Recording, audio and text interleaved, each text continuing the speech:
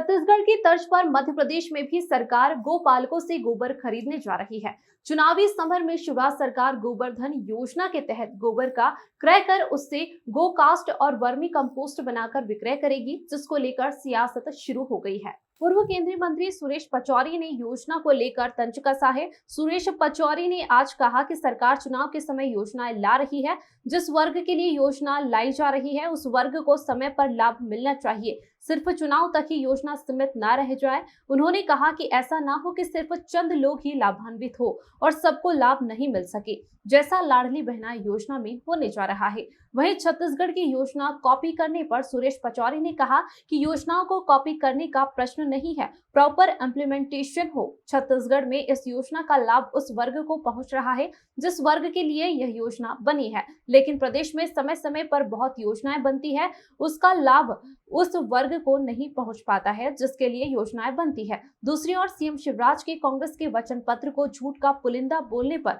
सुरेश पचौरी ने कहा कि कमलनाथ के 15 महीने के कार्यकाल को देखो, अल्प समय में वचन पत्र के बिंदुओं को पूरा किया।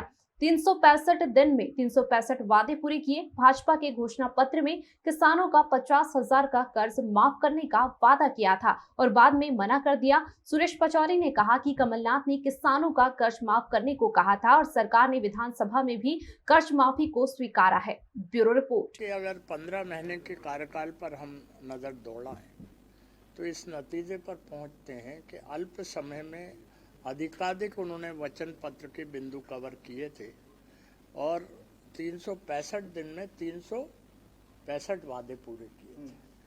वहीं दूसरी तरफ भारतीय जनता पार्टी के घोषणा पत्र पे हम जाएं, भारतीय जनता पार्टी के नेताओं के कथन पे जाएं तो मैं केवल एक मिसाल देना चाहता हूं कि इन्होंने जोर शोर से कहा था कि किसानों के 50,000 रुपये तक के कर्ज हम माफ़ कर देंगे। वो बाद में कह दिया कि नहीं, ये हमने नहीं कहा।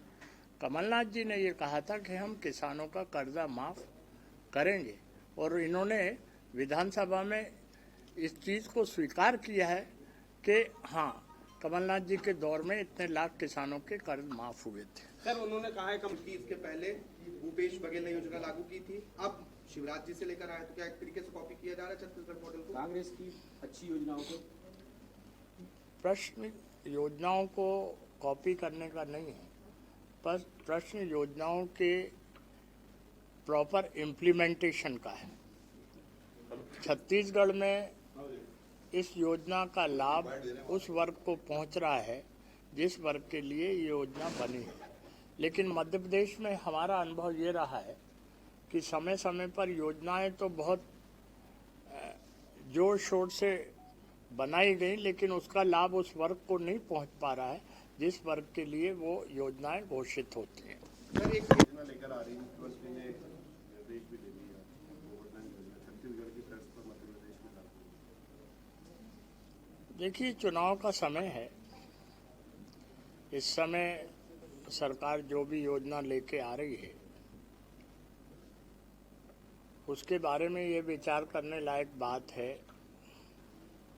कि उस योजना का लाभ जिस वर्ग के लोगों के लिए ये योजना बन रही है उन्हें समय पर पहुंचे और सभी को उसका लाभ मिले।